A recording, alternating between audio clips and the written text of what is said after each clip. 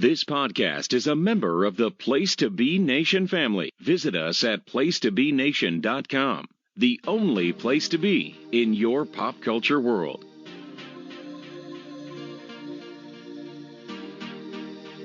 Choose the most unusual matches. Choose the best of the WWF. Choose wrestling's biggest, smallest and strongest. Choose Ricky the Dragon Steamboat, Roddy Piper's greatest hits, and wrestling's bloopers, bleeps and body slams. Choose George the Animal Steele. Choose the Ken Patera story.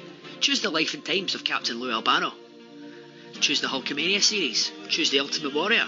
And choose Macho Man Randy Savage and Miss Elizabeth. Choose WWF World Tour, Smack and Wacko, and UK Rampages 91, 92 and 93. Choose a journey back in time. Choose Seen Your Video. It's time for everyone to dust off the VCR and plug it back into the television set as we take a trip into the Coliseum Home Video Vault with your host, Rory McNamara.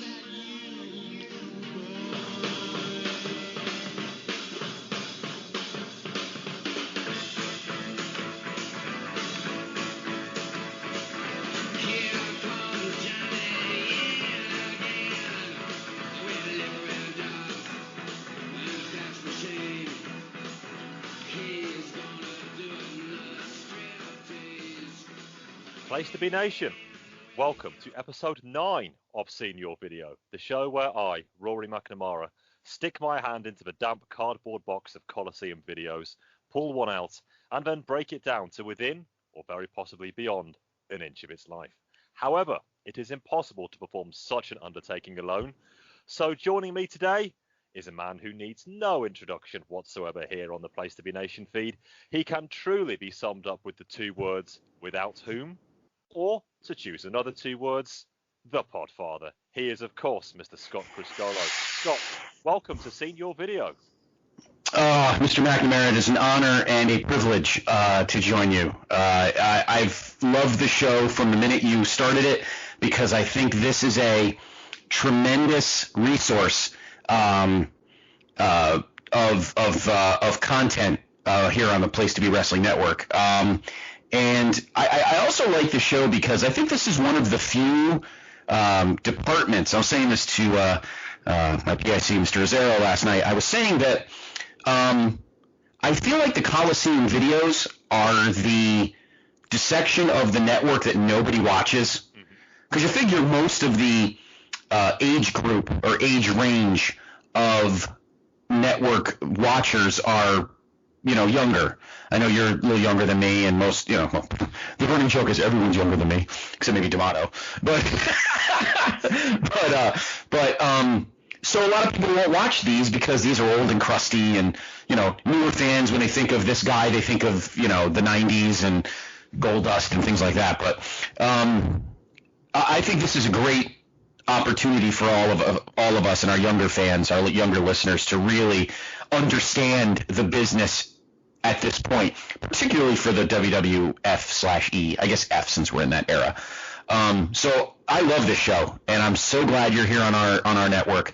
Of course, you can hear the other 2/3 of this trinity of the other side of the pond. In fact, last weekend, because I know when the show's dropping, last weekend, of course, you guys did your 1-year anniversary on Special Relations.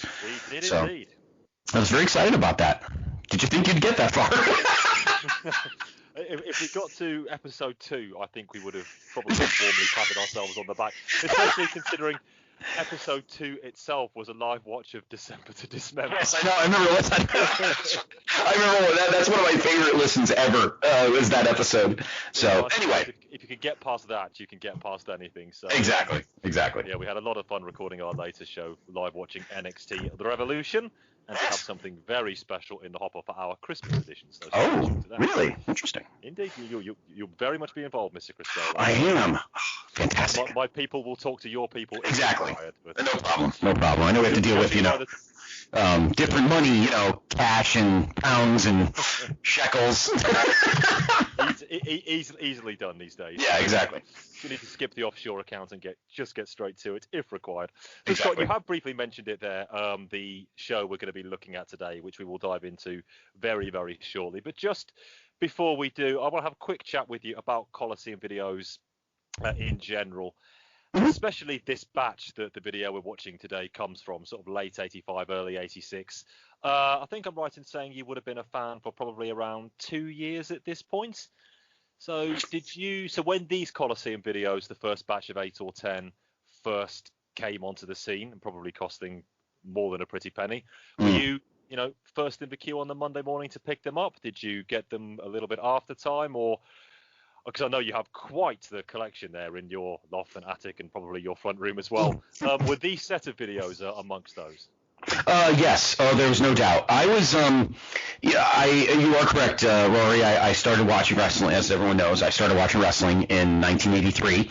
And I remember a lot of the stuff I rented early on was Crockett and other, like the most famous tape that I remember renting, and I actually have the DVD. I bought it at a con. Was Lords of the Ring, which was a tape produced by Pro Wrestling Illustrated, which had a bunch of NWA and World Class and other stuff on it.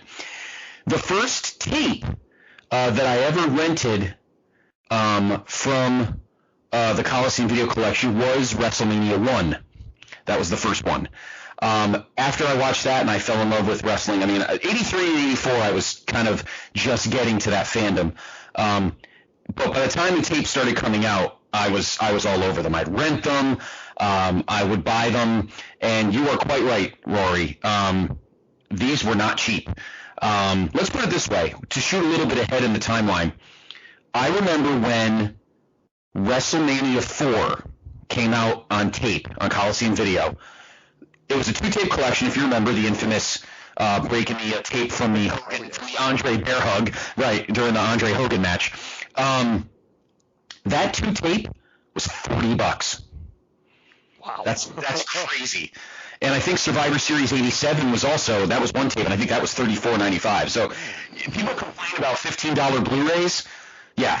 Buying the 87 Survivor Series for $35. Okay. So, but having said that, my video store always had WWF, so I always rented them at least. This one I remember renting because my brother was a big fan of this guy, maybe even more so than me at the time. So I remember watching this one when it first came out, falling in love with it because everything on it was awesome. But this first batch of videos, definitely the first 10 or so, which includes obviously the beginning of the highly respectable and greatly appreciated Best of the WWF collection. When they started doing that and you got to see matches that you never got to watch, even if they were crap. The best thing about being a fan back then, Rory, is you didn't know what was crap and what wasn't. Like we weren't star rating, turds like we all are now. We just loved watching whatever the heck we could watch, whatever we can get our hands on. So sometimes simpler times are better times, But this first batch, I jumped all over all of these. But for anybody, and I'm pretty sure I said this in the past, the very first wrestling tape that I rented was Lords of the Ring from Pro Wrestling. But the first WWF tape I ever rented was WrestleMania 1. So, but all of these first 10 I watched in some way, shape, or form, and did eventually own them when they were a little cheaper. And can get them in a package. And which one are we watching today, Scott? We are watching, and I'm pumped because Mean Gene was so sleazed and pissed off about it. We are watching the 9th tape that came out. Tape number 9, according to our good friend, your fellow statesman, sir, Mr. Richard Land, and Graham Coffin on the history of WWE.com. It's tape number 9, Rowdy Roddy Piper's Greatest Hits. Oh, God, what a tape. What a tape. Play your hand early, Scott. We normally save the awards, obviously, for the end, but I don't mind you jumping the gun on this one. It's pretty obvious, but it will be fun getting there. Tape 9 for episode 9. It's a bit of a happy accident there. You'd think I would have planned that, wouldn't you? I really didn't, everybody. But if anybody asks, I did. I think the best thing to do, Scott, we're obviously very excited about this one. Let's hand over to Gene and let's get stuck right in to Rowdy Roddy Piper's Greatest Hits. Hi again, everyone. Mean Gene Okerlund, welcoming you to the 3rd program on outstanding individuals in the World Wrestling Federation's official home video series produced by Coliseum Video. Now, in the past, we have presented entire shows on Hulk Hogan and Andre the Giant. But this one, ladies and gentlemen, I'm not sure just exactly how I feel, because The show you're about to witness is about Rowdy Roddy Piper. Now, as fans know, Mr. Piper and myself are not exactly the best of friends, but I agreed to do this particular cassette. I thought it would be interesting. And what's the first thing I discover? Andre's tape is titled simply Andre the Giant. Hogan's is appropriately called Hulkamania. But what is Rowdy Roddy Piper calling his tape? You're not going to believe this. Rowdy Roddy Piper's greatest hits. So, as you have heard, Gene kicks us off in what are very squashed surroundings. He looks a bit like Walter Cronkite, if you ask me, which might well be appropriate for what's coming up over the next 90 minutes. That's great. Like a war correspondent. He looks like he's been up for 36 straight hours. But all of her first tapes in one taping session. This must have been the 9th of 9, I think. He mentioned some of those previous videos in this series, and yes, I will get to them too one day, before voicing his dismay at the title Piper has given this tape, Greatest Hits. Gene tells us he only took the presenting gig for it in the first place because he thought it would be interesting. Despite his protestations, he then gives us a brief rundown of Roddy's early life and career, which is probably sensible given A, there were very few other places you could find that stuff available then, as you've said, Scott, and B, if you bought this tape at the time, you probably were a fan of Mr. Piper, heel or otherwise. We don't waste any time getting to our first Piper's Pit segment, and it's the one with Andre. I think I will be saying it's the one with quite a lot tonight. And I will also be cueing Mr. Criscuolo for some of the more notable lines. So, Scott, how does Andre first respond to Piper's line of questioning here? By not even answering. Stares right at him. Yep. None of your business. That's become a work quote for me. None of your business. Right. Nobody knows what I'm talking about, but I can brush anything off with that one. Yep. I smile myself a small smile that I know that nobody will recognise it. Yep. What else do we get on that special segment? Because there's a bit more to it, despite Andre giving him the cold shoulder. He tries to get Andre to confirm that he can't be slammed and that he could do it himself. Andre doesn't need words to respond to that. Roddy, though, is not leaving it there, screaming at Andre that he ain't nothing, and then drops the immortal advice, which I'm going to play in right now, because he does it much better than I ever could. You do not throw rocks at a man who's got a machine gun! But I have never thrown rocks at a man with a machine gun, Scott, so I listened to him. I took that advice. 35 years on, and I haven't... Despite maybe one or two situations, I haven't really seen the need to break that. But what a start, the Andre segment to kick us off. Oh, wow. Yeah, and I'm not sure, obviously. I was trying to think the timeline when the promo was, because the pits don't have dates. But obviously, he had hair. He had his long hair still. So it was pre-WrestleMania 1. So this was probably in late 84. And the Stud Andre feud was in full gear, it was a one thing about Piper. He did nothing, as you said, like you said, happy accidents. But Piper never did anything by accident. Every pit had a reason, and again, this was to forward the storyline with Big John Studd in mid to late '84. And I mean, he lifts Piper off his chair, and incidentally, on a side note, and I said this actually, Mr. Azzaro said this last night when we were watching it. He said, "Oh, I've never seen that shirt before." Because when you think about Piper shirts, and we'll talk a lot about the wardrobe this evening, because Piper usually rotates a very swank number of shirts. This was like his own shirt. It actually said Piper's Pit on it. I have to look on like Pro Wrestling Tees or a barbershop window or one of those because that shirt's got to be somewhere. Of course, everyone knows the Black Panther shirt, the Red Superman shirt, obviously the Hot Rod shirt, which you can get on WWF.com, on the shop.com. I think you can still. But great opening pit. Andre was the man at the time, and Piper, throughout '84, his first full year with the company, Piper's trying to needle all of the big faces, and of course he'll needle the super big face later on in the show, later on in the tape. But great first hit. Andre lifts him up, and Piper's like pulling his T-shirt off, ready to go at him, and he's like, he wants no part of the boss, no part of them whatsoever.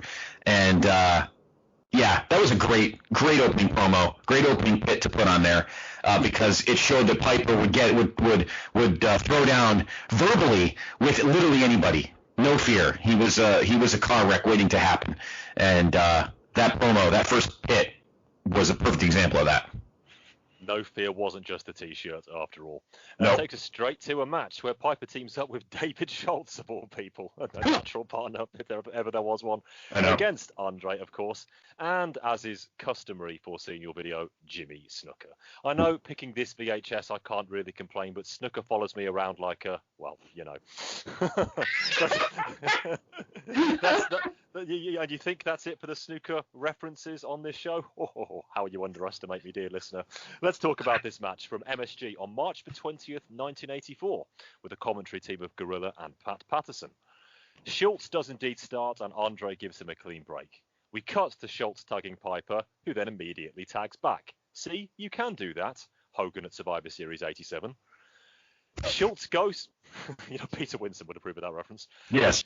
Amazing 360 sal of the punch by Roddy, but he keeps coming back for more. Well, just a little bit more before scampering back for the tag. Shoulder blocks by Dave do as much as you would expect. Whip to the buckle and a big shoulder block by Andre. That's how you do it. Dave with a recovery elbow, but he gets easily thrown off the cover. Piper tries a double team, but Snuka sees him off. But the delay allows Roddy to whack Andre with steel brass knuckle, as Pat calls it. I love him. Andre is busted wide open as a result. Quick tags from the heels now, and they both work hard on the cut. Piper wails away on Andre, and we clip to the Giant receiving medical attention. The Rowdy one has Andre's blood all over his cheek, which is an astounding visual, as is every medical orderly in the building helping Andre away, his face telling 1,000 stories there. But the match isn't over. Snuka wants to get it done himself. And then from there, we see a shot of blood on the floor. Anyway, leapfrog and dropkick, and then the Superfly goes after everybody. It's too easy. Piper sells the beating like the champ that he is. Noggin knocker, then individual headbutts by Snuka, but the baddies are still both in the ring. And the numbers game wins out. Knee lifts by Piper gets 2, then Dave is back, and most importantly, so is the big guy. Complete with a bandage job that the Red Cross of 1917 would have thought twice about. I presume he was given some powdered egg in the back as well. Big boots for all, and yes, he falls over whilst doing them. David gets hooked in the ropes, but Piper frees him. Then I think Andre meant to slingshot the Superfly onto them as they bail to the outside, but they manage to escape completely and take the count-out loss. Now, Scott, one of the very reasons I elected to start doing this project at the start of the year is so I could check out matches like this, because anything hitherto pre-WrestleMania 1, not really a frame of reference of mine. And because of that sort of thing, really, I had fun here. Yeah. Oh, there's no doubt. And the two things that strike me, and you hit the nail on the head for both of them, there is no better tag team partner for Piper at that time than David Schultz, because he was about as loose a cannon as you can get in 1984 WWF. I don't think there's any question about that. So you got the two of them together, and Vince was probably crapping himself backstage. You're going to trust those two. Andre Snuka was a huge team. No wonder you have them on so much, because they were a crazy team in 84 and 85. They were always teaming. One thing I noticed before I get to Andre, because Andre's visual of him looking like the movie Glory, the crowd is just through the roof, and it's amazing. And there will not be a shortage of that on this tape. Every crowd we see is pure chaos, and it's just red hot. And Piper's still in his Crockett Mid-Atlantic green. He won't switch to his traditional blue till later in the year. That's always funny still seeing. That's kind of like when Hogan would rotate the blue and the white and all the other weird colors he had in AWA. Having said that, though, Piper was just amazing in this match. And Dr. D, on a side note, Dr. D, had he not lost his mind and beat the crap out of John Stossel, I asked Justin, I said, do you think he would have lasted longer? He goes, maybe till 80. If none of that happened and he was just still there, maybe by 87 or 88 he might have stuck around, but I'm sure he would have, pissed somebody off and gotten fired for something else. So the John Stossel incident aside, he probably wouldn't have stuck around more than a couple years anyway. So we got a little bit of him here, but Andre coming out all beat up and half bandaged and blood all over him. I mean, that's a Japan thing at the time. That's the one thing I always loved about Andre too, is that he would take aspects of things from other matches he did and incorporate them into WWF matches at the time when you didn't see that a lot. And but Piper was just he always found a way to escape with the win when you least expect it, and just so great, Rory, and a fun match to watch, again, because not a lot of people may know who Dr. D is, and number two, because Piper could even get the better of Andre without even pinning him. That's the greatness of Roddy Piper, is he could get the better of you without even really needing to try that hard. That's what makes him so amazing, and he won matches simply by just being a pain in the ass, and this match is that. He got Andre, didn't get pinned, but he got Andre to lose a match, although technically they changed it into a handicap match. They got all flim-flammy there during the middle of the match. But he could even get Andre the Giant to lose his cool in a match. That's the essence of Piper. You know what I mean? To make the boss lose his cool, you're doing something right. Who could ever do that before? You know? Or maybe even after. Right. He makes Andre look like, well, it was as if it was possible to defeat the end-of-level boss, or at least wound him. That is what Piper did, to the point where Andre had to come back in double beast mode, with the bandages all hanging off him. And even that still didn't work. Piper still managed to get away. Yep. That's how you do it.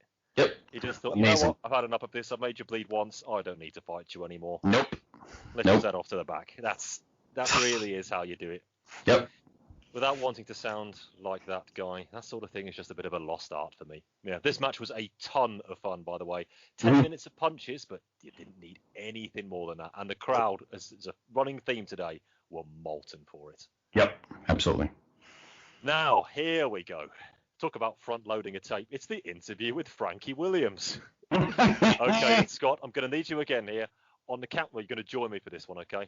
On the count of three, where is Frankie Williams from? 1, 2, 3. Columbus, Ohio. Yes. I can now die happy. There we are. I barely need to continue after that, but I shall press on nevertheless. It's all downhill from here, but no. Pretty much. He has lost a match or two as well in the past, has Frankie. So purely because he is such a putz, and despite, as he says, he ain't not afraid of nobody, Piper beats the adipose out of him, and richly deserved, I say. I especially love how Williams actually stays seated after the first punch. His face just collapses in on itself. You know, in Tom and Jerry, when he runs into a fridge, that is what Frankie Williams' face looks like after the first punch. It's really quite. And as if that wasn't enough, we follow that with, as you are going to hear, Immortal Line number 2. Just when they think they got the answers, I change the questions. Scott, there is a reason you refer to dear old Frankie on notable editions of the Place to Be podcast over the last 9 years, but still hasn't lost any of its power. I still don't really feel sorry for him, though. No, you walked into that. I probably should, but I don't. Oh, God. It's so great. Oh, my God. Just every line in that is so bad. Have you ever lost a match? I may be a lousy wrestler. It's so great. He had no clue how to handle Piper. He had no clue. That was just Piper taking advantage of a guy who was a deer in headlights. He had no idea what to do in that situation. None whatsoever. When he's like, I may be a lousy wrestler. You went wrong. I would love to have seen the shooting script for that one. I know. In the highly unlikely event one existed. I know, right? I don't think Piper had to write much down, but another iconic Piper T-shirt, the kind of alternate red Superman shirt, which you don't see a lot of. And I've been to plenty of Comic-Cons in my day, and it's very hard to find a red Superman shirt. Obviously, you always have blue, which I own. I own 2 of them. Blue Superman shirts. Very hard to find a red Superman shirt, that's because that's who Piper was. He was the alternate. There's not much more to say. It's an iconic moment. Frankie Williams goes in that Scott Criscuolo, John D'Amato Jobbers Club of Agent Jersey and these other, Sal G and all these other guys. So great. And of course, the dearly departed Silvano Souza. Sorry, Matt.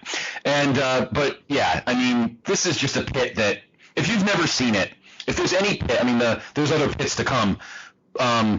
If you've never seen this one, please do. Because it's just the greatest deer in headlights moment of all time. I may be a lousy wrestler, but I mean, Rory, seriously, who gets caught saying, and then he says something and he has no idea what he saw. It's just amazing. It's just absolutely amazing. On paper, Piper getting a lousy wrestler to call himself a lousy wrestler. Well, no, even on paper, it seems very impressive, actually, thinking about it. But in execution, oh, God. Absolutely. It's one of my favourite segments anywhere of any kind, the like of which has never been repeated. Despicable heel number one just picking on the lowliest jobber and telling him he sucks because, well, he can, and he does. Yep. So it's that simple, but it cracks me up every fucking time. Yep, I agree. Very glad it's here on the tape and nice and early. We head to the build-up to WrestleMania 1 with Roddy Piper sneaking up on Mr. T in his director's chair. T might portray bad guys, but Piper is a bad guy in real life. How does it feel to portray somebody like myself? T gives a non-answer. He then mentions whips and that his red rag to a bull. He fears Piper would attack ladies too, but that's fine, says Roddy. He is an opportunist, is the exact word. And yes, I round it back, an opportunist. He is disgusted that the kids of America look up to somebody like T. Then a few punches are thrown and we head away. Last time I saw that segment, I remember there being a bit more to it than that, but no matter. Scott, whenever I see Piper and T exchanges now, be they in promos or in the ring, I cannot shake the fact that they really, really did not like each other. And maybe I'm overprojecting a bit, but when I watch these segments now, I think I can tell. Yeah. Oh, I don't think there's any doubt. I think Piper was one of those old school wrestlers, very protective of the business, who didn't like this guy. You know, it's one thing to have, you know, celebrities helping promote, but to have a guy come in here who Piper, you know, in his mind, because don't forget, Piper, as was mentioned, was a boxer, and here's Mr. T, who, for all intents and purposes, was a fake boxer, and Piper had no intention of making this guy look good whatsoever. And I think that made it even better, to be honest with you. And I don't think Vince cared, as long as the checks were coming in. I don't think he cared. But yeah, I don't think there's any doubt that Piper and T had no love for each other. No doubt in my mind. Yeah, none of their matches against each other actually make it onto this. This one predates WrestleMania 2, but I should say the WrestleMania 1 match isn't on here, but you've all seen it. Yeah, you can tell. The fact that even when Piper says that he is a bad guy in real life, I think I know what he really meant by that. And I think he really did want T just to take a bit of a step back and realise, you know, it's not that easy, brother. You know, we've invited you here as major celebrity involvement, but you better start respecting what we do a bit, yeah? And I have no doubt at all, again, it's not on this tape, but I've seen it far too many times, WrestleMania 2, but the WrestleMania 2 boxing match, you know, Piper is getting in a couple of snug ones in that one. He's referring back to his own boxing past at just the moment he can in that one, I think. It's a fascinating match. It's a terrible one, but it's so interesting when you know the context behind each other that even a boxing match would be booked between them. And the needle is clearly there.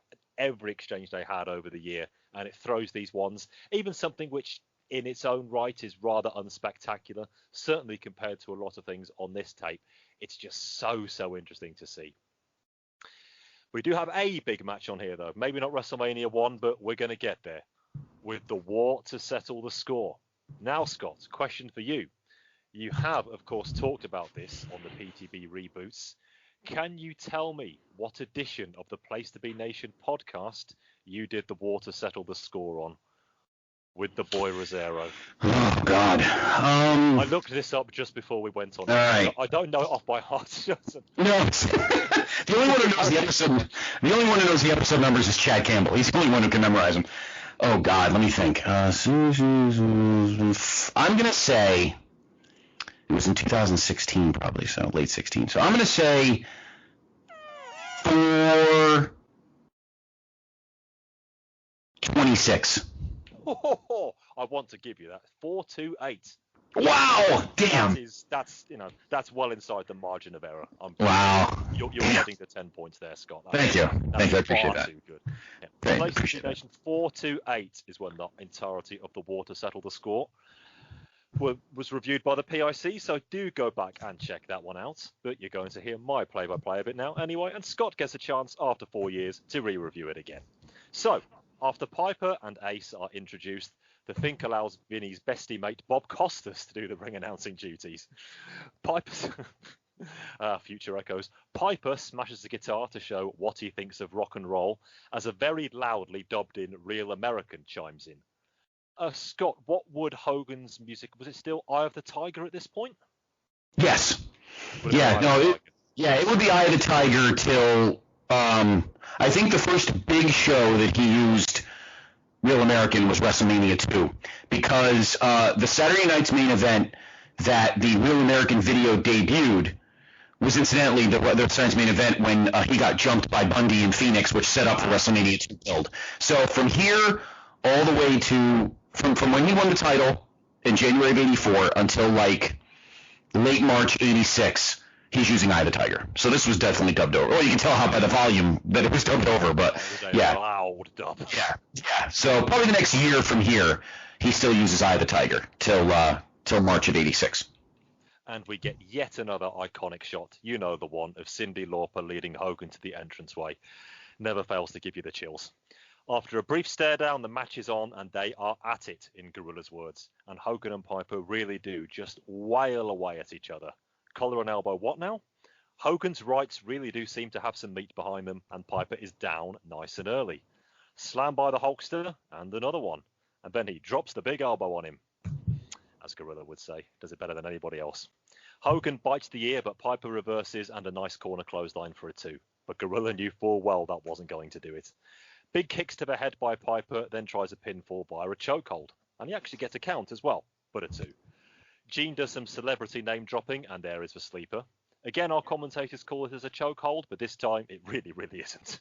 Hogan is up at 2, complete with what we should all call the finger point of doom. Now that one really needs to catch on.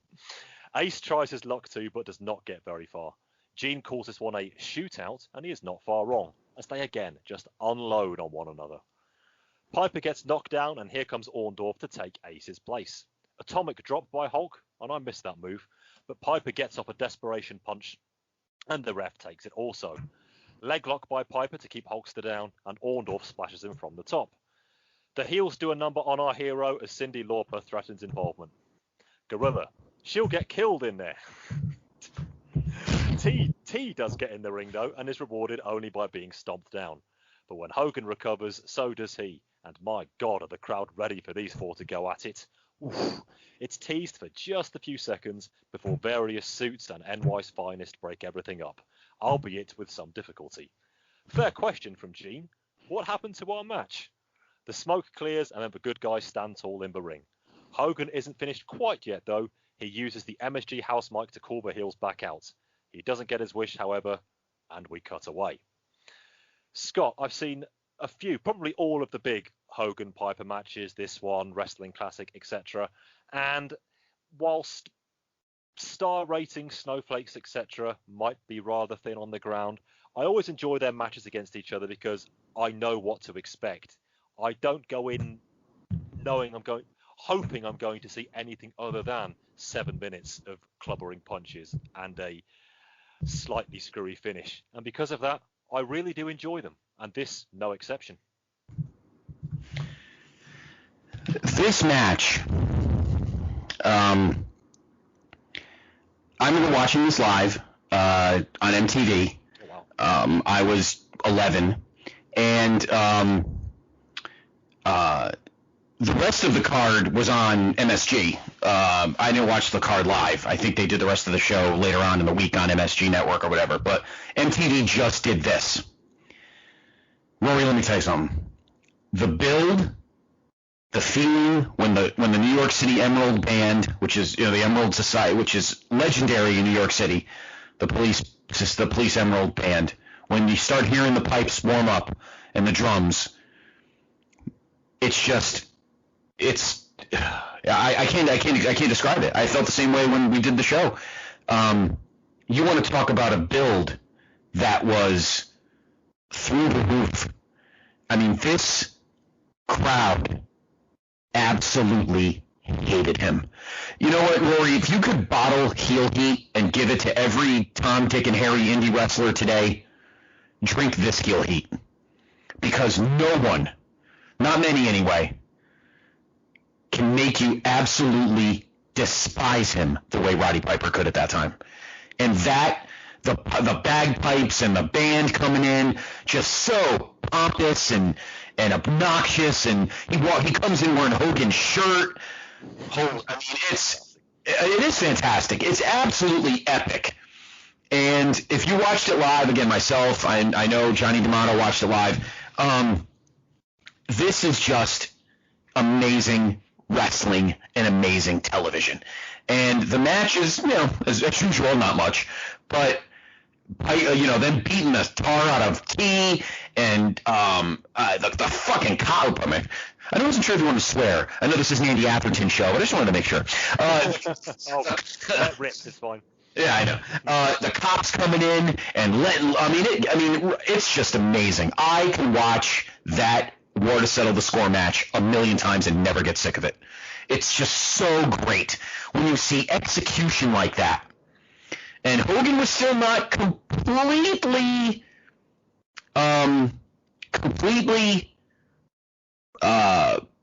validated yet as a world champion. I know that sounds crazy to think, but it's only been a year, or a little over a year. And it would not have been out of the realm of possibility for Piper to lose this, to win this match and become world champion.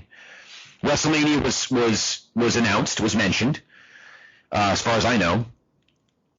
So who would have thunk that we could have had, T against Orndorff or something, and you had Piper and Hogan in a cage or something? I mean, who knew? I'm telling you, it was nerve-wracking as a Hogan fan to wonder, is he going to frickin' steal this? Because it's Piper. That would make him so great, Rory. You just didn't know. No, exactly. And I do wonder if at the time, I can only imagine what it was like watching this live, sadly, but I do wonder if at the time it was maybe not even at the back of people's minds. It might have been fairly close to the forefront that, yes, you know what, Piper's been riding roughshod for the last year, and now here he is. He's got the big entrance. He's ripping off Hogan's shtick. He's blasting right into him right from the bell. No, this could be it. Mm-hmm. And I'm sure a lot of people watching live at the time thought it was going to be. And again, because it was so well executed and everybody was so well protected, the fact that it wasn't it, and we didn't get what you would call a clean finish. Now, watching it here, 35 years distance, it did not matter to me at all. And I don't even think it mattered to the crowd either. We talk the importance of clean finishes, and I do think some people use them as a bit of an over-obvious crutch, to be honest with you. You don't always need one. And here, would you change anything about this match because there wasn't one? I wouldn't. No, that's the whole point. Just listen to the crowd. We're in there. They know best on this one. Listen to the crowd. Absolutely. It was going to end in chaos. Orton and Orndorff were stalking the ring. There was no doubt that I was not expecting a clean win out of Hogan. It was either going to be a complete shit show or Piper was somehow, and I'm telling you, Rory, my brother who's older than me and hates Hogan, was getting in my head. He was Svengali-ing me that Piper was going to somehow, by hook or by crook, walk out of there world champion. And I was scared as a little Hulkamaniac, little orange Kool-Aid drinker. I was scared. I was scared as a Hogan fan. But that match was either going to end with Piper stealing the belt or some kind of schmaz, and it ended up being a schmaz. And just the cops and everything. You forgot that the match actually had no finish at that point. Mm-hmm. Yes, the crowd is off their rocker. The place is bonkers. Mm-hmm. Bonkers. And you gotta, and I'll take it to give you a little frame of reference, Rory. This was a year where the Knicks were terrible. The next, I think later that week, I think the next night actually was a Big East basketball game between St. John's and Georgetown that sold the place out. So the Madison Square Garden had back-to-back sellouts in February of 1985, and neither of them were the Knicks or the Rangers. So this was a big moment for New York City and for the Garden because both teams playing in the building were really, well, the Rangers were okay, but the Knicks were terrible. They were about to get the number one pick. So the crowd was just thirsting for something exciting. This was exciting. And it's just, I mean, man, just artists at work. It's just artists at work, Rory. It's just something to behold. And it's something, sadly, it doesn't matter what company. We can make fun of all of them. It's something that's sadly missed right now in today's wrestling landscape. Yes, there's no crowds. I'm not talking about specific pandemic landscape. I mean, just wrestling this era is the build and the excitement and the getting in your head. You know, nothing gets in your head anymore. That match got in my head. That match got into a lot of Hogan's fans' heads, and there's one guy to thank for that, and that is Roddy Piper. Pro wrestling is all about making believers out of people, and did this match make a believer out of me? Yep. Still did. Even 35 years on, it still did, and it's one of my a crowded field. One of my many favourite things on this tape. Wonderful stuff. And we follow it with an interview that is exclusive to this video. A suited and booted Piper is ready for today's guest. It's not going to be Hogan, and it's not going to be Loopy Lauper, because he wants someone with intelligence and scruples, which is setting the bar rather high. But he did manage to locate one who just happens to be the greatest wrestler in the world, Rowdy Roddy Piper. We are treated to some choice 1985 screen wiping effects here. There's a large gap between the two to allow for that to happen. I won't transcribe the interview in full, as I think it needs to be seen, let alone heard, but a few choice highlights. He does tell himself that he could have been the Queen of England and that one of his idols was Frank Zappa. I can see where he got to that from there. All of us dumb jerks need to eat frogs' legs, but without killing the frogs. And he gets a letter from Hulk Hogan's mother. Please stop beating on my soon, as he brilliantly pronounces it. And then Piper, I thought this was a no-go area. Piper makes fun of Hulk's boldness. Yeah. He is a brave man. Well, he is Roddy Piper, and we are not. And the 12-foot bullwhip is how he deals with the women. He is hot rod, not limp rod.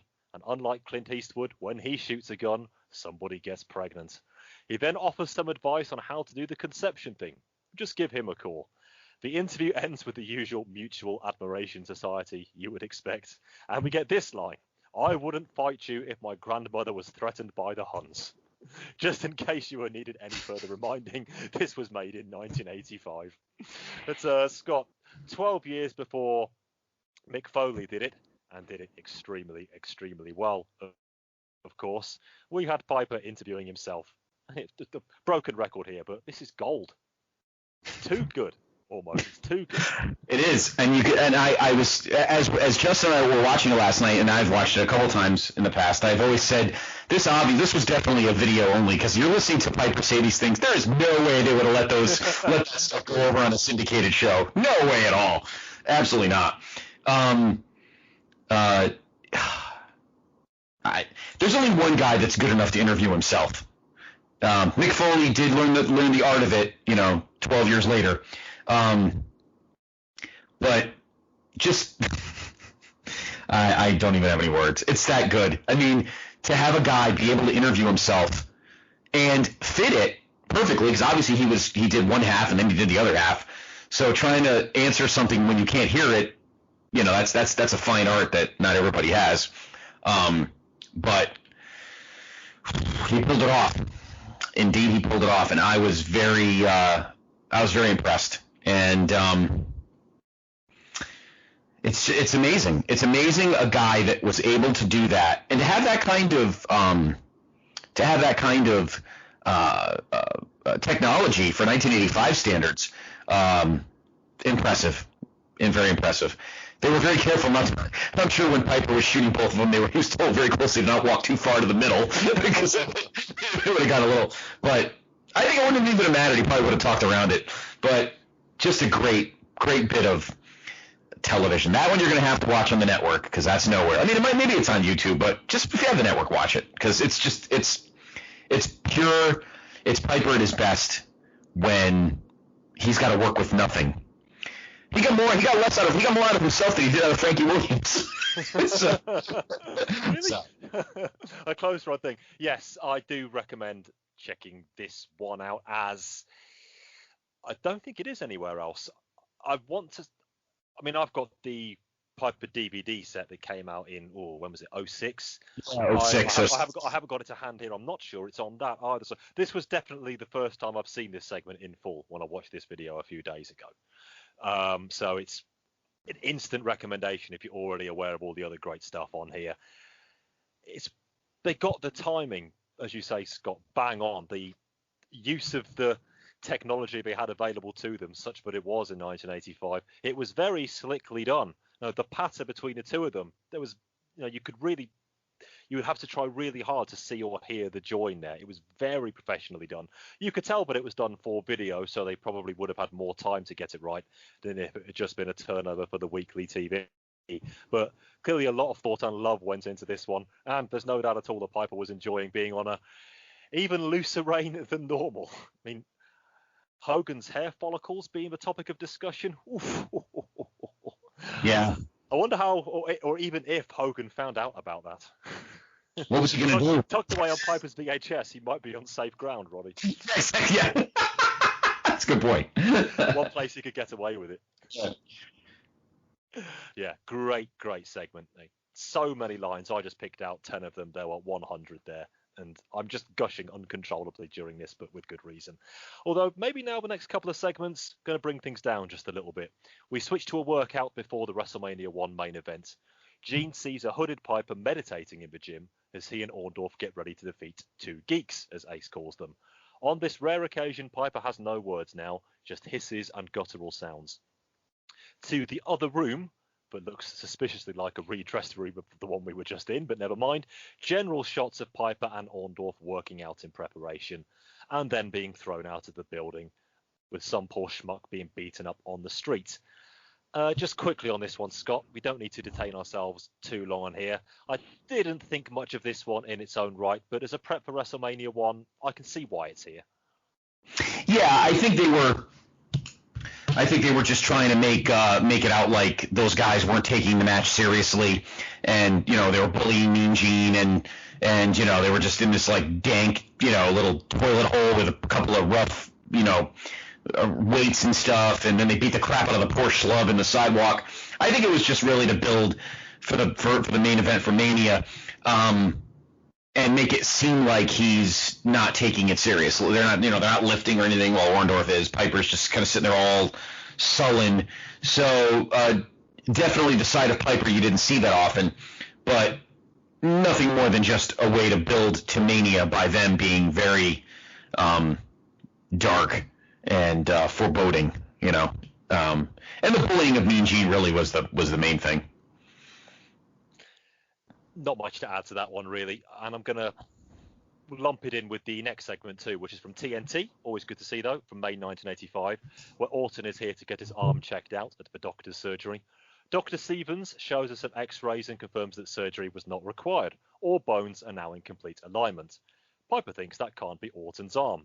The doc is going to check it out, though, anyway, and he still says that Ace is entirely healed. Piper makes some duck noises. Do you get it? And that's the segment. Again, not the meatiest here, but the ballad of Bob Orton's arm is one I do like to play occasionally, Scott, when I'm in a particular mood, so I'm fine with it. Yeah, it was just that song went on for 20 years.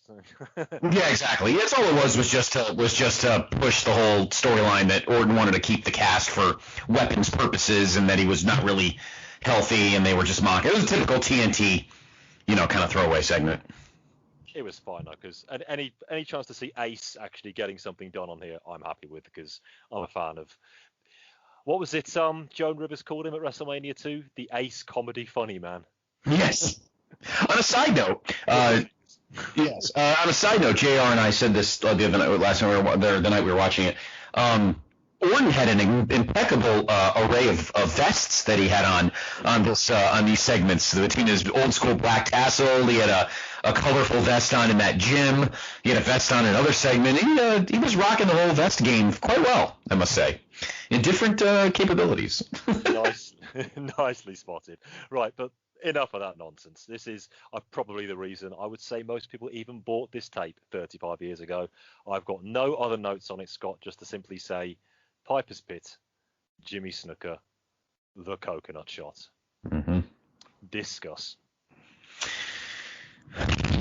Well, Piper's sitting there.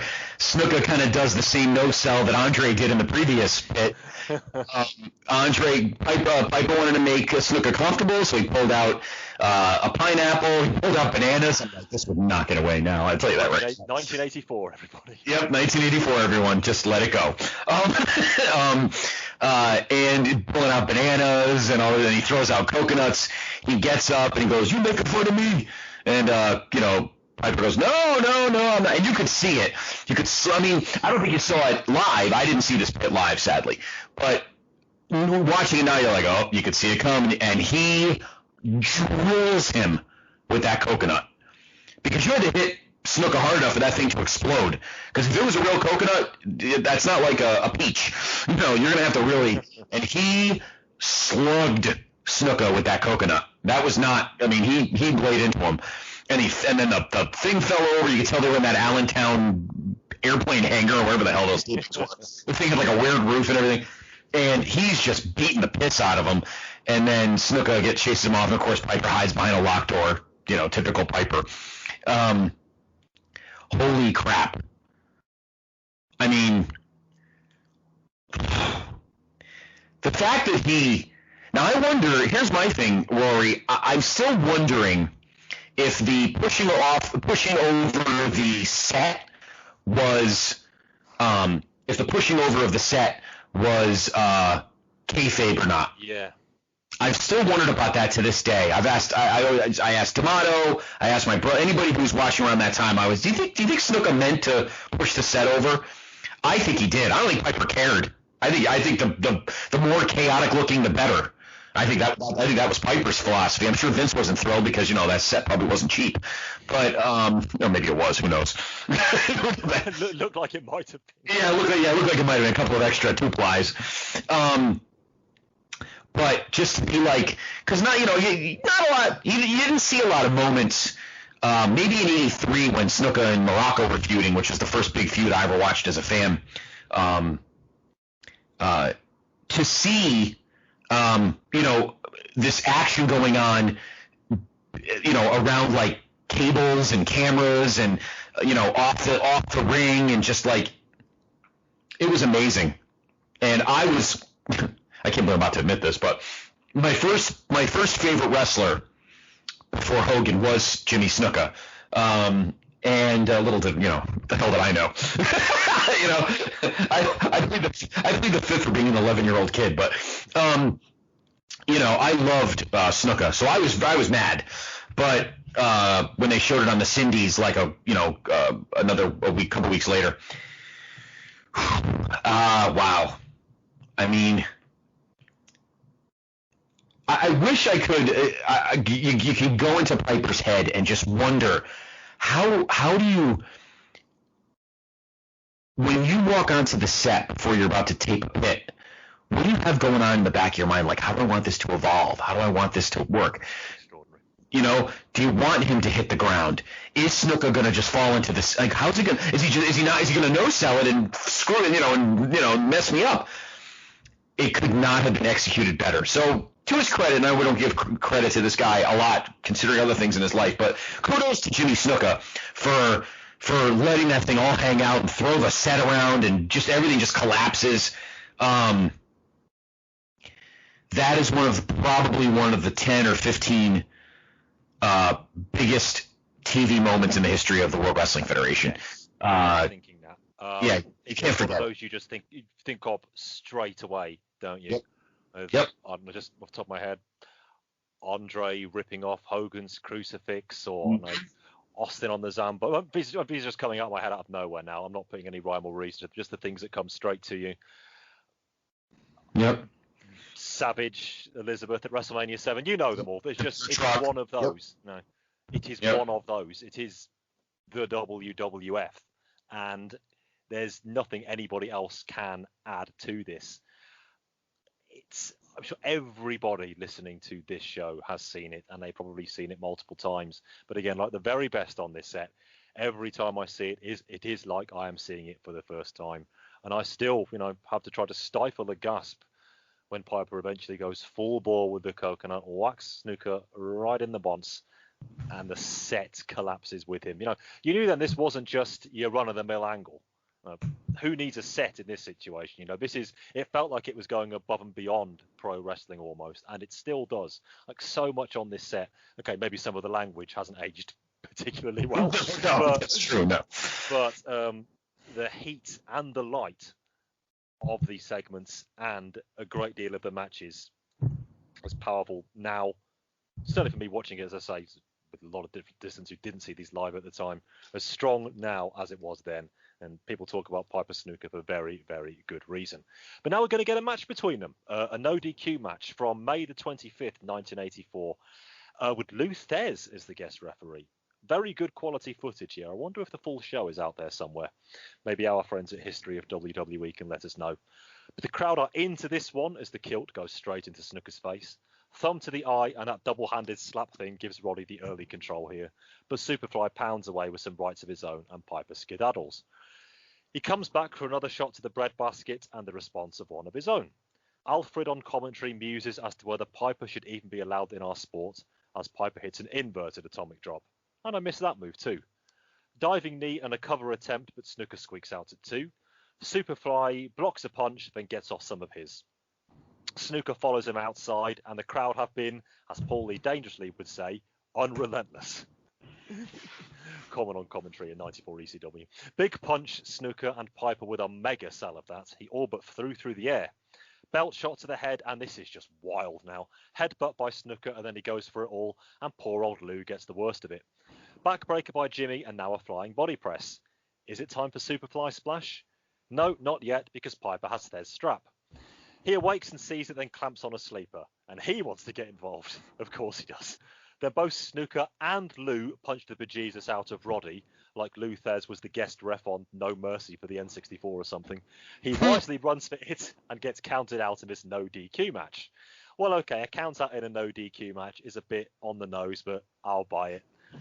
First off, yes, don't pretend, everybody, if you were the guest referee on No Mercy, you just didn't attack people, both people in the ring. You know you did. And secondly, Scott, this was insane, and all the better for it yet again.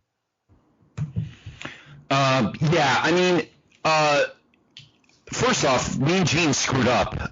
He maybe it's because it was his 9th tape he was doing, but he said Minneapolis when the match started. And I turned to Justin, I said, this doesn't seem like Minneapolis, because first off, why would Lou Thez be the ref? Yeah, You're gonna be Minneapolis. Yes, indeed. Well, it makes no sense. And then I looked it up, and I looked it up on Graham and Landy, and it was St. Louis, which makes sense because that's Lou Thez. If they were in Minneapolis, it would have been like the Crusher or the Bruiser or one of those ex-AWA guys. So Vince, Mean Gene botched that because he said Minneapolis. The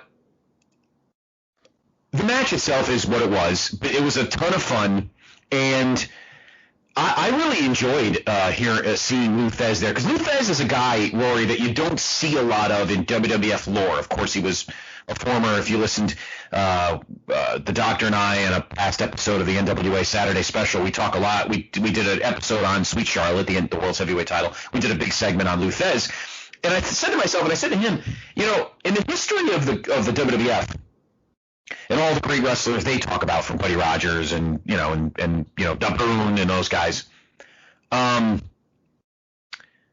Lou Thez is one of those guys that's not mentioned much because he didn't do anything in the WWF. By the time they broke off in 1963, Thez for the most part had already retired. He was pretty much out of the loop at that point of wrestling. So it was seeing him in a WWF setting is very cool. And then of course he's in that All-Star like Legends Battle Royal a couple years later. I thought it was the Spectrum. It might have been the Meadowlands, but anyway, Snuka and Piper had amazing chemistry. The crowd was okay. I mean, again, you're not at the time. Remember, this is still territory years, so you're not completely in a WWF hotbed. You're not, St. Louis is a wrestling hotbed, but not necessarily a WWF hotbed. So the crowd wasn't as hot as we got in, at the Garden and the Spectrum and other places, but it was still pretty good. The match was a lot of fun. Fez and Piper jaw-jacking each other was fun. And it makes you realize kind of the untapped potential that Jimmy Snuka had if he wasn't such a screw-up. The big screw-up aside, dealing with all of his drug issues, etc. He could have been so great, and that's why he never got a belt. He had some title shots at Backlund, etc. But had he been trusted more, I think Snuka could have gone to the moon, and Piper could have helped lead him there. But as it was, this snapshot of this feud was really great. Snuka giving it to Piper cheap-shotting, selling, just a typical Blueprint Piper match, which is a lot of fun. But adding Fez to this match, because again, Lou Fez is a guy you don't think about when you think about WWF. He's like the one legend that doesn't totally come to mind a lot, because by the time the WWF had reached its, national point in the mid to late 60s, early 70s, Fez was in essence retired. So I thought that was just a lot of fun to watch because of him. But again, Piper and Snuka were just so good together, and it was just a fun match to watch. 84 Piper was just so damn raw. He added so much. He added so much to something, even a match in St. Louis, Missouri, which is not WWF territory, but just made it so great and made it so hot and palpable again, because that's what he does. He just knows how to do it, I was a bit of a stickler for the Lou Thez involvement here, because Lou Thez is somebody for my sins, I've not seen a whole lot of, it must be said. So seeing him here really trying to mix it towards the end, made me want to check a few out from the great man. Not sure what footage is actually going to be out there I could dig out, but it was a nice little taster, and seeing him and Piper throw down was quite a moment in yet another basic but hot match. And basic but hot is a combination I will take any time, especially this time period. Again, can't ask for more. So if it is just going to be a brawl for 6 or 8 minutes, you might as well make it an intense hot one. And Snuka versus Piper very much fits the bill. Absolutely. Just wanted to give you something quick, Rory, before we move on. I actually I went to WrestlingDVDNetwork.com, which used to be one of my favorite collecting sites. I went to the Piper set, and disc 3 is nothing but pits, so I would get it if you don't own it, because remember on the network you can only watch the doc. Obviously, you can't watch the match. But sadly, the Pit versus the Piper interviewing Piper is not on there. I was right. There we go. So yeah. So if you want to watch that Piper versus Piper, you have to watch it on the network on this tape. Join us on the network, everybody. Exactly. As well. Exactly. Yep. Okay. Next segment. Oh, goodness me. I can't get through this. Piper reads a letter, and I quote directly, verbatim, "To ask your forgiveness for the actions of Jimmy Snuka." Now that one really is just way too easy. Yeah. And as such, I'm going to make no further comments. At least make me work for these, for goodness sake. Okay, let's move on to Piper. Fucking hell, let's move on to Piper's Pit, and quickly. After an exchange about what might or might not be under the skirts, Samu, not the Tonga Kid, despite what the network caption says, tells Piper that just because he got to Piper doesn't mean he can get to him. Can Piper break his neck? Well, we will never know, because Piper's match that we're going to see next from the Spectrum is actually against the Tonga Kid, and not Samu. Scott, what happened there? That was definitely Samu in the interview, wasn't it? I'm glad I was waiting for us to get to this point, because again, JR and I were watching it, and I didn't really notice it, and I'm like, oh, Tonga Kid got fat even then? Nah. And then we get to the next match, which we'll talk about. And then I said to Justin, wait a minute, that wasn't Tonga Kid in that promo. He goes, what are you talking about? I'm like, no, I think it was Samu.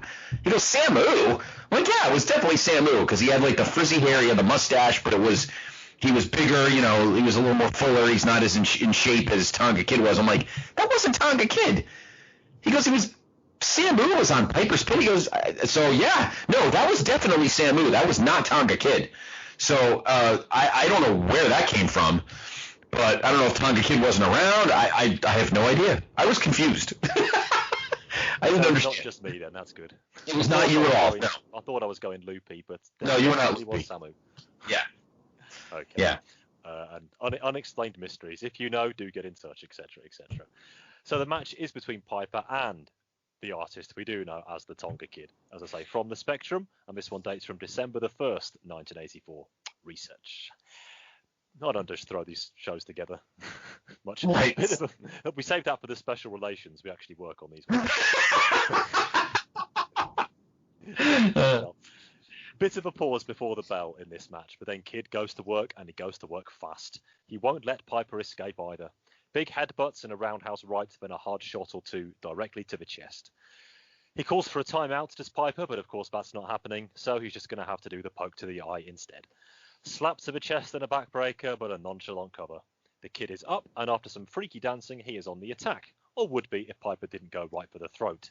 He bites his nose and tells Snooker to look at what he's doing to him. I imagine Jimmy just shrugging off camera there at that. Just the bite of the nose. Obvious clip, quite a big one, to the Kid getting off a suplex, but both men are down. Piper up first, but gets caught with a shot to the stomach. Piper tries throwing him headfirst into the buckle, but, you know. We spill outside and Tonga gets rammed into the post and hit in the back with a chair. Superfly stalks Piper, but Roddy runs through the ring and then attacks Jimmy from behind. He just makes Snooker angry, though, and you probably don't want to do that, and the two of them brawl. I had to work a bit for that one. Orton then joins in as the ref calls for the bell.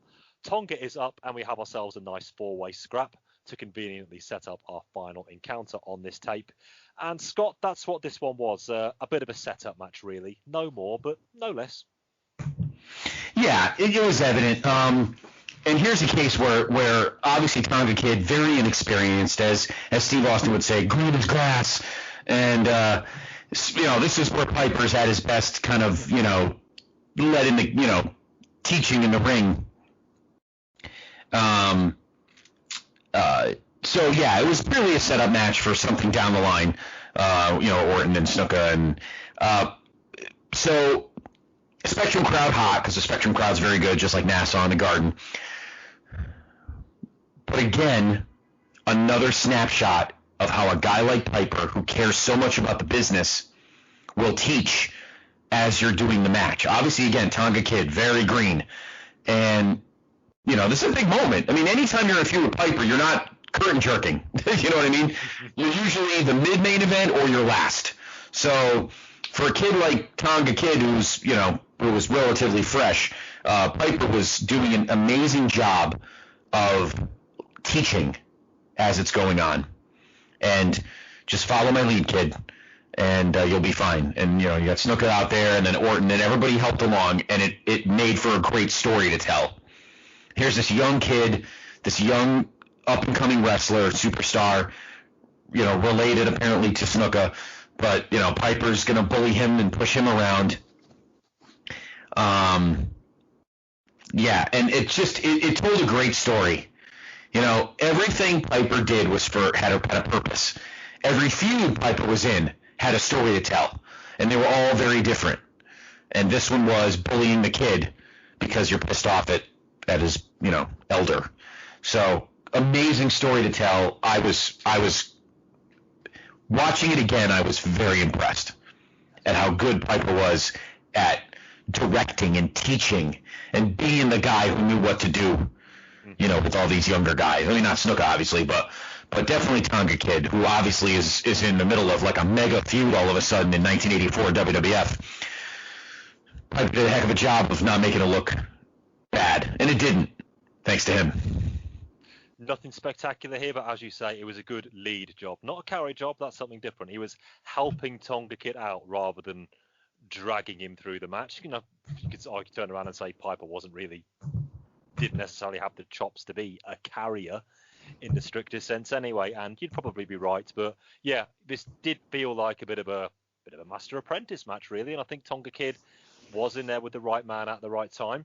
Probably the pressure was off a little bit knowing that this really was a setup match to the big MSG one that we're about to see. So they didn't. I think Tonga Kid probably, if he had too many pre-match nerves here, they might have been allayed pretty quickly. Having Snooker out there helped as well, Orton as well, to take a bit of the pressure off, and it was fun because of that. It felt like a setup match because it was a setup match, but it was a decent and fun way to get there, and showed that, as you say, Scott, and I'm glad you brought that up, that Piper could, in the very literal sense of the word, in ring, Piper could work, and that's something we'll talk about that just as we finish in a second, but I think even now that's something people shouldn't sleep on. Mm-hmm. So let's get to our last match, and the last thing on the tape, which is our tag match from MSG, Piper and Orton versus Snooker and the Tonga Kid.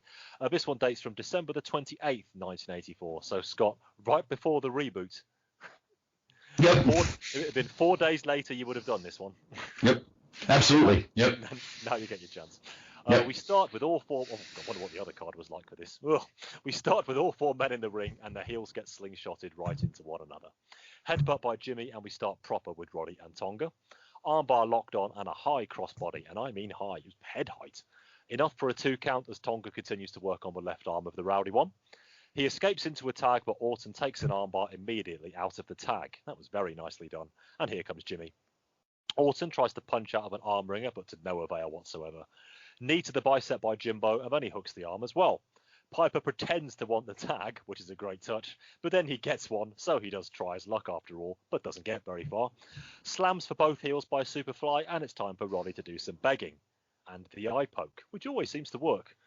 Bob is in now, and he goes to town with some uppercuts and a slam. Top rope Vader bomb is attempted, but he only gets the knees. Tonga and Piper are now in, and the Kid is really giving it some. According to Gene, he's got that Polynesian magic.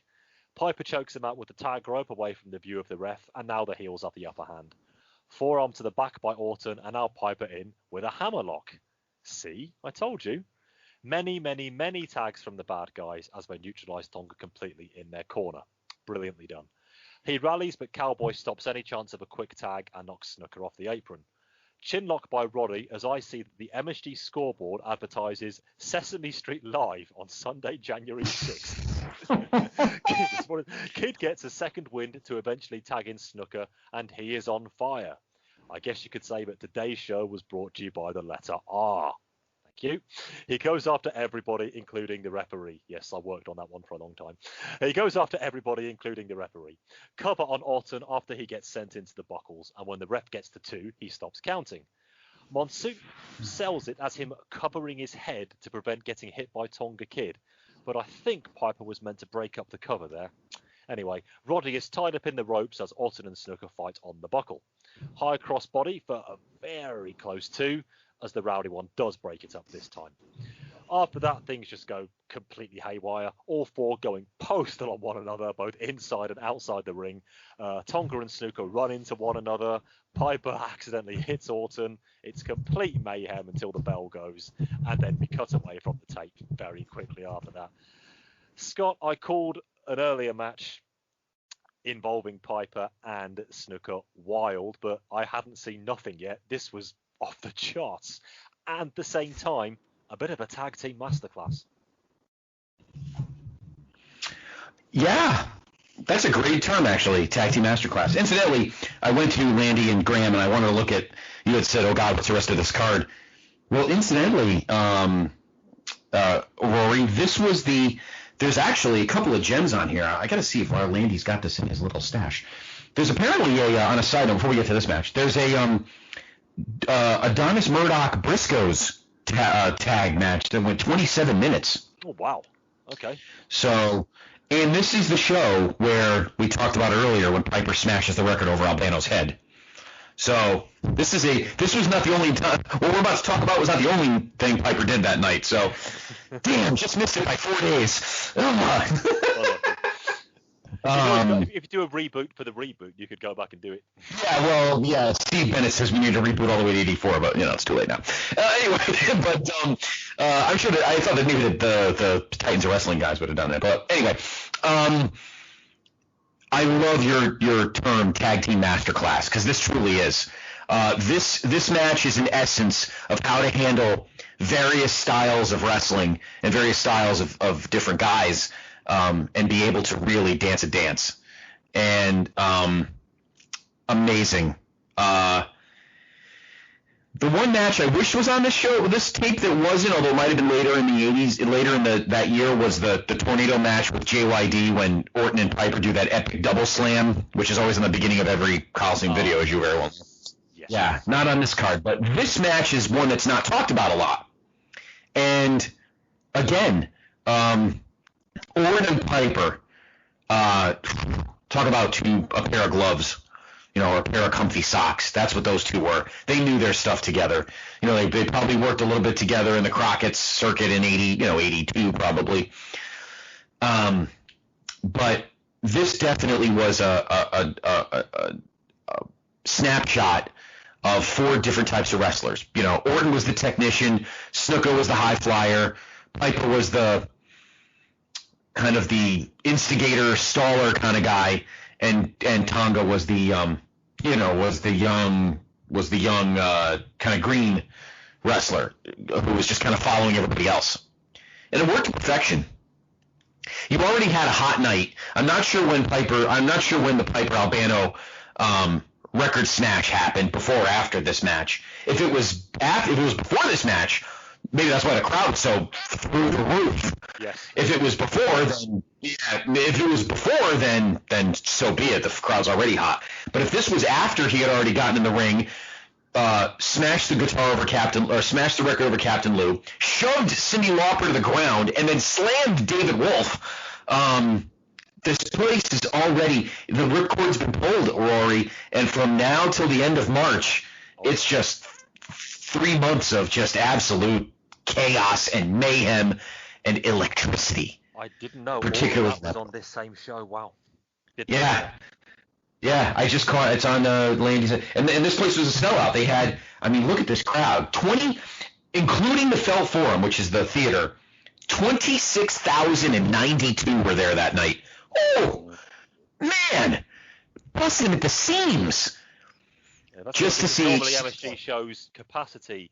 Correct me if I'm wrong, but normally 18, 19,000, right, touching 19,000. 26. Yeah. Yeah. Wow. Just 6,000 or 7,000 that fit the Felt Forum, which was the theater downstairs, or upstairs, up, down. I don't remember. I think it's downstairs. And then the building itself is packed, not a seat. Again, with a bad Knicks team and a mediocre Rangers team, New York fans wanted something in that building. This was it. This and Big East basketball. And these house shows, Rory, from starting maybe, even at the beginning of the year when Hogan beat Sheik, and then in June, you've got the Sheik Slaughter boot camp through the year with these feuds and everything with Piper. Now you get to this point, and on this night is when things started to really turn the corner. But wow. I love your term, tag team masterclass. You're absolutely right. You're talking about different guys doing different things. It was amazing. The faces get, and they keep for a while as well, it must be said, the shine. Piper and Orton, then the heel team struggling for a couple of minutes to know how to contain them. And then they realise the best way to do it, just quick, frequent tags. Tag. So our face doesn't really know who's got to deal with and how. And then you almost see Tonga Kid. You see him falling down through the gears before he literally falls down and gets trapped in the corner. They manage to neutralise the faces completely, blocking off Snuka every time he tries to respond. And it's only desperation from the Kid at the end after 6 or 7 minutes of some real heat in both the literal and metaphorical pro wrestling sense before he can make the tag. And from there, just all hell fucking broke loose, and it was pure insanity until the final bell. That is how you do it. I sound like a jaded old wrestling fan. I'm be a slip of a thing at 38 years old. But again, maybe if you knew where to look, you could see something similar to this. But I do miss it with so much attention paid to the craft of pro wrestling. Nobody in this ring is doing something especially out of the ordinary, perhaps even really by the standards of the time, if you wanted to be, a little critical about it. But I don't want to be critical about it, but because I am a sucker for this sort of stuff. And this time period is, and I would never have said this probably even just a year ago, perhaps, certainly not long before that, but this time period is fast becoming a personal wheelhouse for mine. And going back to visit it for the first time. So many of these matches, so many of these segments, especially from the earlier batch of videos, it's a real boon for me, and I'm enjoying it so much. And I hadn't really heard of this match before I sat down to watch this tape a week or so ago, and I am very glad I have now. And even though we're out of order chronologically, ending it on such a high of madness is pretty appropriate in a way, and an excellent way to end this amazing tape. So, Scott, we've been to a man and to a minute, we've been fully praiseworthy of this video. So it's a bit of a formality, but let's do some awards anyway, shall we? So, but this one might be a very difficult pick. What is our rewind? And that is our best segment and or match. Oh, Jesus. God. It is just throwing a dart in a board, really, isn't it? Let's be honest. Yeah, honestly it is. But if I had to put a gun to my head, I got to go with the war to settle the score. It was that good. I would too. Yeah, I think that's the best thing. Is magnificent, yeah. And I mean magnificent. Underline bold. It really is. Segments they're all pretty short, which is fine. They probably need to be, other than the But right. To do with himself. But as a match, as a crowd, as you said when you were talking about it earlier, Scott, as a level of importance that I still manage to feel watching it decades distance, just on a small screen on my laptop computer a few days ago, and it's still held up in every way you can assess a pro wrestling match holding up. Best thing, I agree, war to settle the score. We do have to pick a fast forward, though, I'm afraid, Scott, and that is the worst match or segment from here. Gotta be done, I'm afraid. If I do it for everybody else, I've got to do it for this one. Where are we going? Yeah, probably that Mania, the segment with Mean Gene in the gym and the guy. It was okay. I mean, it was a different side of Piper, but you could skip it and be fine. Not the end of the world. I'd pick that too. I'd probably a tie between that and the Orton segment that came up. The Orton segment was fun, and it told us a few stories about his arm that were still being told again 20 years later. But it didn't really involve Piper necessarily, but I can get why it was here. But yeah, I'm actually going to pick that one. The WrestleMania 1 main event build-up workout, no great shakes, but at least had a bit of relevance. So I'll go with the Orton arm segment, although not a bad one by any stretch.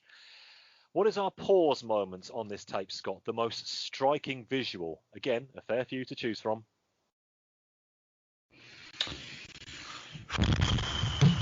Oh, man.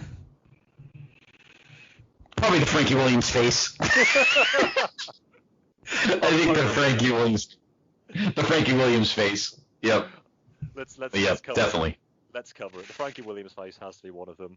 The very millisecond that the coconuts makes impact with his head has to be on there. And somebody who isn't Piper, doesn't directly involve him. We mentioned it right at the top of the show.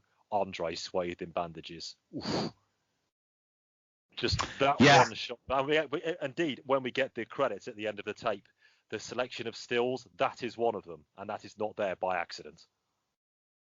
No, not at all. Look, this is Andre the Giant. Andre the Giant. And look what Piper did to that motherfucker. If he could do that to Andre, he could do that to anybody. So happy to make this one a three-way tie. Even though there were many more striking visuals as well. Piper talking to himself was brilliantly done too, but just, again, throw a dart in the dartboard. So, Scott, I'm not even going to waste our time saying where we're going to rank this tape on my four-way ranking system. It's a buy. It's a must-see, isn't it? Let's be honest. Oh, no doubt. Absolutely. Not even a debate or discussion. No. I mean, you're talking about a snapshot of maybe, and you could put anybody in that top 5 mix, maybe the greatest heel of all time. The 84 to 86 Piper is so good because he always got the better of you. Just when they think they've got the answers, I change the questions. That just wasn't a quote on a pit. That was his mantra. And that's why he was not just some dumb heel. He was brilliant. And he was needed at a time when the WWF was about to blow up. And to have a Hulk Hogan, you needed a Roddy Piper. And he was that good. That good. And it got to the point by late 86, you didn't want to boo him anymore because he was that good. And he ended up being a pretty damn good babyface for a while. I love both those face runs. Is one where he turns towards the end of 86 and when he comes back to the ring after Shooting Day Live 89 all the way up to WrestleMania 8. I love all of that stuff too. But yep. As I say, you can't be with one or two rare but notable exceptions, you don't become a beloved babyface unless you've been the ultimate hated heel. This tape in just 90 minutes shows you so many of the very best examples of that. You said it best there, Scott, that they needed somebody like Piper at this time. And the best way I would describe heel Roddy Piper in the mid-1980s, he was always ahead of the game. One step ahead of everybody at every time. And, okay, never became world champion, but in a way that didn't matter. Because he was one step ahead and he knew how to stay there, nobody could catch him. Nobody could keep up with him. On the mic, from a kayfabe perspective, in the ring, he always knew what to do and he always knew how to do it. Still to this day, an astounding character that is, as all the best characters talk about it so often when we talk about reality of characters, that the best ones are themselves with the volume turned right up. I don't doubt at all that so much, certainly the Piper stuff on the mic here, that's Roderick Toombs himself just letting rip because he can. And within the just about maybe beyond the confines of the character on the interviewing himself segment, but within the confines of his character, taking it to the limit, and just could not keep up with him in any way, shape or form. Nope. And in just 90 minutes, this tape covers so much of it. Would have been great to watch at the time. I do wonder what its sales would have been for somebody who was such a sneaky, despicable heel, but I bet even then people would love to hate him, you know? Yep. It was that sort of thing. That's why, again, they knew what they were doing by giving hated heel Public Enemy #1 a VHS tape during Kayfabe City, you know? Even then, I think they knew, and it still stands up totally this day. 100% a buy. Easily the best thing we've done so far on Senior Video, and over the next 5.5 years that I will be continuing to do this project, I'll get that one in now while I can. It's gonna take a lot of beating. One of our very best, everybody. When you've listened to this show, fire it up on the network, and the next 95 minutes are yours to enjoy. But that brings us to the end of episode 9 of Senior Video. And Scott, I have to thank you so much for joining me today, picking this tape, reliving it with me, and teaching me a few things as well. Just the pleasure is all mine and all our listeners too. It's been great to have you on, sir. Thank you, Rory. It's been an honor. I am always, I'm always touched when people would like to have me on as a guest for anything. It always means a lot, and I always have a special place in my heart for all three of you, Ben and Callum, because I grouped with you guys on a chat. God knows how long. You three guys should do a pod and just talk in your accents. and you're like, and I was kidding with you, and sure enough, here we go. And now all three of you also have your own pods. You of course have this wonderful show, and of course Ben has Chicken Salad, and Callum's now on Crock and Roll. So I'd like to think I added a little inspiration there, and it means a lot to me how great you guys are as a group and your three shows separately, your solo projects like Kiss. And although none of you get as drunk as Ace Frehley, well, maybe Ben does, but so you get as drunk as Ace Frehley does, but no, it was an honor, and I listened to all of them. They were all great. I'm looking forward to. Just do me a favor, whenever you'd like to have me back for a second one, I will not do the midget one. And I wouldn't, and ask Justin to come on to do the hillbilly one. That'll be his favorite. Oh, he'll never speak to me again. Done. Guaranteed. He'll never speak to me again. But that's a Glenn Butler special, the hillbilly episode. But no, it was great to be on, Rory. It really was. A lot of fun. I'm glad we got to do this tape, and And again, I love this show because you dig into an aspect of the WWE Network that not a lot of people go into, and I think more people should. So yes, it's true. I mean, if you go onto the network and you search, I think it's in the original section. Now you have to scroll all the way down to find the home video classics. Right, they're right at the very bottom. Yeah, I liked it. That's the only thing that I didn't like when they did this whole interface reboot thing.